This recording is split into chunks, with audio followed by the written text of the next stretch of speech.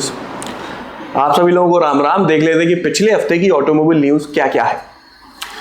Thar 5 door version, जैसे कि Thar armada कहा जा रहा है, ये फाइनल टेस्टिंग फेज में फाइनली आ चुकी है ना। तो जैसा कि मैंने आप लोगों को पिछले वीडियो में बताया था कि भाई ये करीब करोड़ों साल बाद जाके लॉन्च होने वाली है, तो ऐसा लग भी रहा है, अब थोड़ा माहौल बन रहा है कि लग रहा है कि लॉन्च हो जाएगी। एक नई खबर और इस गाड़ी से जुड़ी हुई निकलकर सामने आई है, वो ये कि अभी तक इसमें 2.2 लीटर डीजल इंजन मिलने वाला था। उस इंजन के साथ में इसमें 1.5 लीटर डीजल इंजन भी मिला करेगा। और इस इंजन को देने के पीछे का जो लॉजिक है वो ये है कि इस गाड़ी के प्राइसेस है ना काफ़ी एग्रेसिव रखने हैं कंपनी को। और जो लोग 4 व्हील ड्राइव नहीं लेना चाहते हैं, एक बस थार का एक लुक चाहते हैं, एक प्रेजेंस चाहते हैं, तो उनके लिए 1.5 लीटर डीजल इंजन कुछ बुरा नहीं है, माइलेज भी अच्छा देगा वो। तो अच्छी बात है मेरे हिसाब से। ये स्कॉर्पियो एन का एडवेंचर एडिशन को रिवील किया गया है, लेकिन ये इंडियन मार्केट में नहीं आएगा, ये साउथ अफ्रीकन मार्केट के लिए है। इस एडिशन में इसको थोड़ा बेहतर ऑफ रोडर बनाने की कोशिश की गई है, थोड़ा रफ एंड टफ और बनाने की कोशिश की है। जैसे कि इसके सस्पेंशन को रेस कर दिया गया है, बम्पर्स जो हैं उन्हें स्टील का बना दिया गया है, रूफ रैक लगा दी है, टो बार लगा दिया है, ऑल टेरेन टायर्स हैं और भी कुछ चेंजेस किए गए हैं ताकि ये थोड़ी एकदम बिल्कुल रफ एंड रजड दिखे। इनोवा हाईक्रॉस जेड-एक्स और जेड-एक्स ऑप्शनल, इन 2 वेरिएंट्स की बुकिंग 1 महीने पहले स्टार्ट हुई थी और 1 महीने पहले 1 साल तक बंद थी, और 1 महीने के बाद ही इसकी बुकिंग्स को वापस से बंद कर दिया गया है। बंद मतलब पॉज कर दिया, अब दोबारा से कब खुलेगी नहीं पता।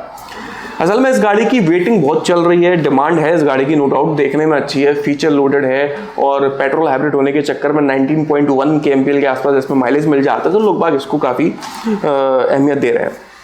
अगर आप इन 2 वेरिएंट्स के अलावा कोई दूसरे वेरिएंट भी खरीदने जाते हो ना, तब भी आपको 10 से 14 महीने की वेटिंग मिलती है।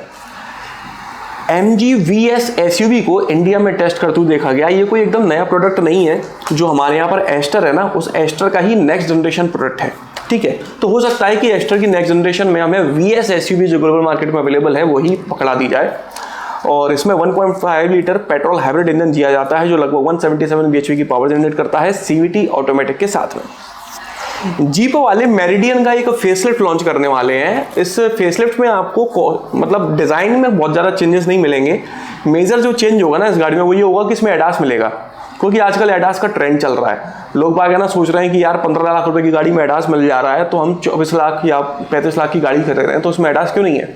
तो इस चक्कर में इस गाड़ी में एडास ऐड किया जा रहा है। एडास तो आजकल बिल्कुल परचून की दुकान पर मिलने लगा है सूजी के भाव में, तो भाई ये इसमें भी आने वाला है।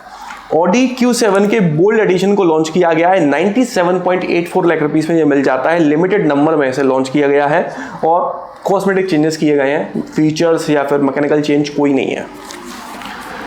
सुजुकी वाले मतलब मारुति सुजुकी वाले EWX करके एक इलेक्ट्रिक व्हीकल लॉन्च करने वाले हैं और उसकी डिज़ाइन का पेटेंट इन्होंने फाइल किया है। EWX एक SUV नहीं है, मैं तो कहूँगा एक गाड़ी भी नहीं है, क्योंकि ये गाड़ी एस्प्रेसो से भी छोटी होने वाली है। ये एक इलेक्ट्रिक कार है जो एस्प्रेसो से भी छोटी होगी। जो बिल्कुल एंट्री सेगमेंट की गाड़ी लेना चाहते हैं, कम बजट में इलेक्ट्रिक व्हीकल लेना चाहते हैं, उनके लिए अवेलेबल होगी। लगभग 230 किलोमीटर के आसपास इसमें रेंज क्लेम की जाएगी और 2026 या 27 के आसपास जाके ये लॉन्च होगी। पता नहीं मारुति वाले ऐसे क्यों करते हैं। मर्सिडीज मेबैक GLS 600 फेसलिफ्ट को लॉन्च किया गया है 3.35 करोड़ रुपीस में। इसमें 4 लीटर V8 इंजन मिलता है जो लगभग 557 bhp की पावर और 770 Nm का टॉर्क जनरेट करता है। और ये जो एडिशन है ना, मतलब जो फेसलिफ्ट है, वो पुराने वाली गाड़ी से मात्र 40 लाख रुपए महंगा है। मात्र 40 लाख में आजकल क्या ही आ पाता है, एक फॉर्च्यूनर ही तो आ पाती है, और क्या आ पाता है। तो भाई सिर्फ 40 लाख रुपए का अंतर है एक फेसलिफ्ट में। भगवान मुझे भी तमीर बना दो।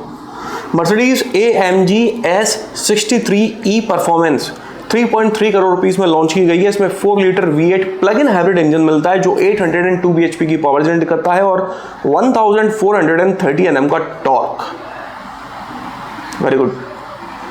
महिंद्रा वालों ने XUV 700 को अपडेट करने के लिए इसमें एक नया वेरिएंट ऐड करा है, AX5 सेलेक्ट वेरिएंट। ये AX3 और AX5 के बीच में आता है और AX3 से 50,000 रुपये महंगा है। इसमें कुछ फीचर्स भी ज़्यादा मिल जाते हैं। सिर्फ 7 सीटर ऑप्शन में ये मिलता है, मैनुअल ऑटोमेटिक दोनों में अवेलेबल है। XUV 3XO की डिलीवरीज आज से चालू होने वाली हैं और ऐसा नहीं है कि कोई भी डिलीवरी आपको मिल जाएगी। महिंद्रा वाले सबसे पहले M1, MX2, MX2 Pro, AX7 और AX7L इन वेरिएंट्स की बुकिंग जिन जिन लोगों ने करी है उनको डिलीवरी पहले देंगे और उसके बाद में बाकी वेरिएंट्स की डिलीवरी होगी। अगर मैं डिमांड की बात करूँ ना तो AX5 और AX5L इन दो वेरिएंट्स की डिमांड काफ़ी ज़्यादा है और इन दोनों ही वेरिएंट्स की डिलीवरी शुरुआत में नहीं होगी, बाद में होगी। तो भाई महिंद्रा किया कार्निवल की नेक्स्ट जनरेशन इस साल लॉन्च होने वाली है। मैंने आप लोगों को अपकमिंग वीडियो जो था वो बताया था, मतलब कि मैंने अभी लास्ट वीडियो मेरा था उसमें मैंने बताया था कि 2024 में कौन कौन सी गाड़ियां आने वाली हैं। तो लगभग 15 गाड़ियां आने वाली हैं। अगर आपने वो वीडियो अभी तक नहीं देखा है तो स्क्रीन के ऊपर मैं लिंक छोड़ दूंगा, उस वीडियो को देखकर आप पता लगा सकते हो कि इस साल में कौन कौन सी नई गाड़ियाँ लॉन्च होने वाली हैं। इंतजार करना है या इसी समय गाड़ी खरीद लो। ओके, तो किया कार्निवल की नेक्स्ट जनरेशन इस साल आने वाली है और उसको टेस्ट करते हुए देखा गया है। नई बात यह है कि बिना किसी कवर के, बिना किसी पेपर के, बिना किसी कैमोफ्लेज के उसे देखा गया है। तो पूरी की पूरी डिज़ाइन समझ में आ रही है और नो डाउट गाड़ी प्रीमियम लग रही है। निसान मैग्नाइट के गेजा एडिशन को लॉन्च किया गया है 9.84 लाख रुपीस में। इसमें कुछ कॉस्मेटिक चेंजेस तो किए ही गए हैं, साथ में फीचर्स भी बढ़ा दिए गए हैं। ये सिर्फ 1 लीटर टर्बोचार्ज्ड CVT ऑटोमेटिक के साथ आपको मिलता है। 9 इंच की टच स्क्रीन इसमें मिल जाती है। JBL के स्पीकर्स दिए गए हैं, एम्बिएंट लाइटिंग है, wireless, Android auto, Apple CarPlay जैसे फीचर्स इसमें ज़्यादा मिल जाते हैं स्टैंडर्ड मैग्नाइट कंपेरिजन में। और आगे बढ़ते हैं तो किया EV3 इलेक्ट्रिक व्हीकल जो है उसे रिवील किया गया है ग्लोबली। ये पहले कोरिया में लॉन्च की जाएगी और उसके बाद जाके एशिया में आएगी। इसमें 2 तरह के बैटरी ऑप्शन मिलते हैं, एक छोटा है 58.3 किलोवाट आवर का और एक बड़ा है 81.4 किलोवाट आवर का।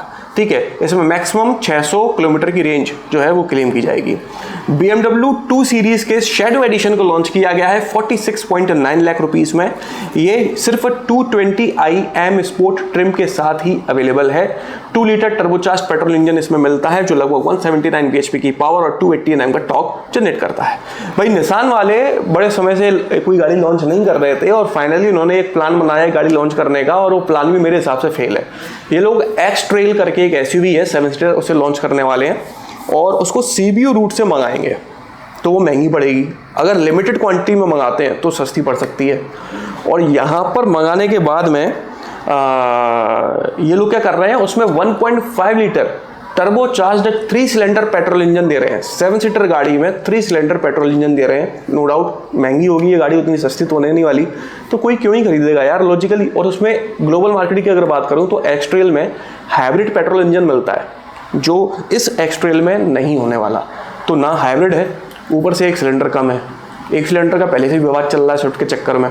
आप भी 3 सिलेंडर लॉन्च कर रहे हैं, जिसको देखो 3 सिलेंडर, आपने 2 सीटें बढ़ा दी और 1 सिलेंडर कम कर दिया और हाइब्रिड भी नहीं है, माइलेज भी अच्छा नहीं देगी, तो कोई क्यों खरीदेगा। आप फिर कहोगे मार्केट सही नहीं है, लोगों को समझ में नहीं है गाड़ी की। भाई आप गाड़ी ढंग से तो लॉन्च करो। आपने मैग्नाइट लॉन्च करी, मैग्नाइट को लोगों ने रिस्पॉन्स दिया, आप एक्सट्रेल लॉन्च कर रहे हो, बिल्कुल उल्टी कहानी बहा रहे हो कुछ भी।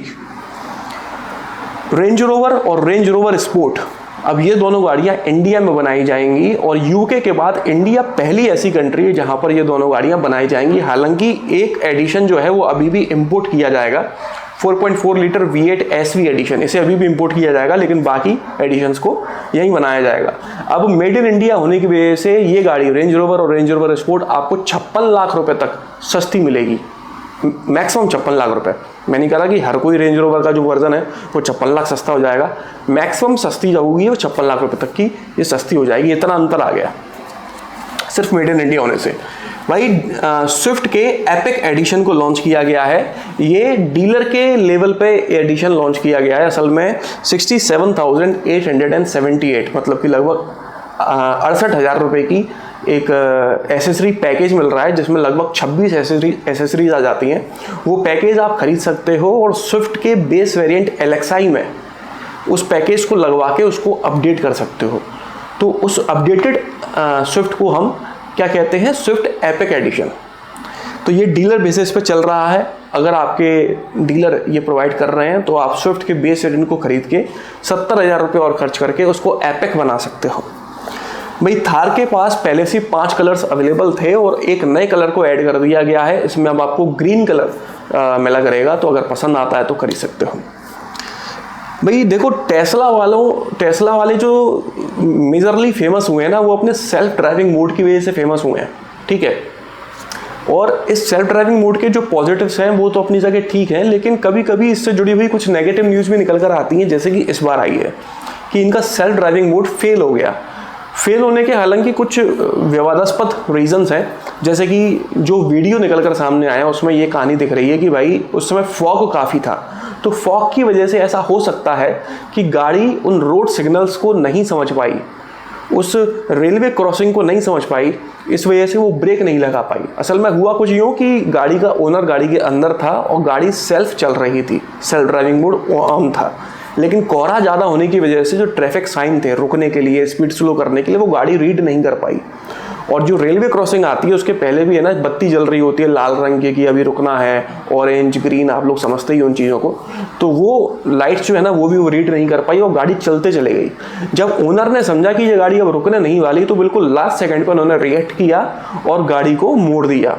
मोड़ने से हुआ ये कि वो गाड़ी ट्रेन में टकराने की बजाय एक पोल में जाके टकरा गई। अच्छी बात यह है कि भाई ओनर जो है वो सुरक्षित हैं, गाड़ी में जो डैमेज हुआ, लेकिन ओनर सुरक्षित हैं और उन्हीं ने ये पूरी स्टोरी पब्लिक की है। तो जितनी हाईफाई टेक्नोलॉजी होती है उतनी ही उसमें कमियां कहीं ना कहीं निकल सकती हैं। और सबसे गंदी बात जो है वो ये है, सबसे बड़ा नेगेटिव ये है कि इस तरह की टेक्नोलॉजी में अगर एक बार भी गलती हो जाए तो उस एक बार की गलती से भी सब कुछ ख़त्म हो सकता है। आप और यहाँ पर गाड़ी में बैठे हुए सब लोग, सिर्फ एक गलती से, और इस तरह की टेक्निकल चीज़ों में गलती हो ही जाती है। और कंपनी कभी एक्सेप्ट नहीं करती कि हमारी गाड़ी में कोई कमी थी, वो तो बोलती है आपने बाहर से ना ये आफ्टर मार्केट एसेसरी डलवा ली थी, इसलिए हमारा प्रोडक्ट सही तरह से काम नहीं कर पाया, सिर्फ टाला जाता है। तो ये न्यूज़ निकल कर सामने आई है टेस्ला वालों को लेकर, तो भाई इतना भी डिपेंड नहीं होना चाहिए टेक्नोलॉजी के ऊपर। होंडा शाइन 100 जो है ये एक साल में 3 लाख यूनिट्स इस गाड़ी की बिक गई हैं। तो भाई इस गाड़ी के जो कस्टमर्स हैं और जो कंपनी है उन दोनों को ही दुनिया भर की बधाई है। BMW S1000 XR 22.5 lakh rupees में लॉन्च की गई है। इसमें 170 bhp की ये पावर जनरेट करती है और 140 नैनो का टॉर्क, 253 किलोमीटर पर आवर की इसकी टॉप स्पीड है। पल्सर F250 को लॉन्च किया गया है 1.5 लाख रुपीस में। कितनी पल्सर है वे? हाँ, तो 1.5 लाख रुपए में F250 को लॉन्च किया गया है। न्यूज़ तो बस इस हफ्ते की इतनी थी। बाकी अगर आपको ये वीडियो पसंद आया हो तो इसे लाइक कर दीजिएगा, इस चैनल को सब्सक्राइब कर लीजिए और बेल आइकन को दबाना बिल्कुल ना भूलना। आपका दिन शुभ रहे। धन्यवाद।